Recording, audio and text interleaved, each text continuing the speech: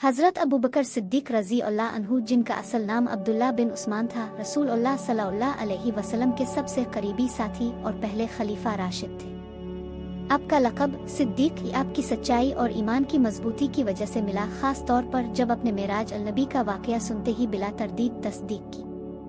आपका ताल्लुक़ कुरैश के मुअज़्ज़ज़ कबीले बनु तीम से था और इस्लाम कबूल करने वाले पहले मर्दों में से थे।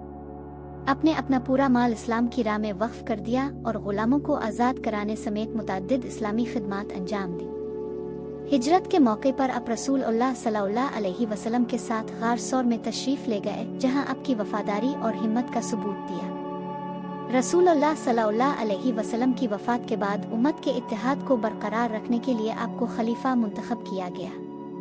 आपके दौर खिलाफत में मुर्तद्दीन और मानैन ज़िकू से जंग लड़ी गई, जिसमें इस्लामी रियासत को मुस्तहकम किया गया। अपने कुरान करीम को एक मसहफ़ की शक्ल में जमा करवाने का अहम काम भी मुकम्मल किया। सादगी, इंसाफ और तक़वा आपकी ज़िंदगी के नुमायां औसाफ थे। 13 हिजरी में वफ़ात पाई और जन्नत उल बकी में दफन हुए। आपकी खिलाफत अगरचे सिर्फ 2 साल 5 माह तक रही, लेकिन इसमें इस्लाम के बुनियादी उसूलों की हिफाजत की गई, जो आपके दौर की सबसे बड़ी कामयाबी थी।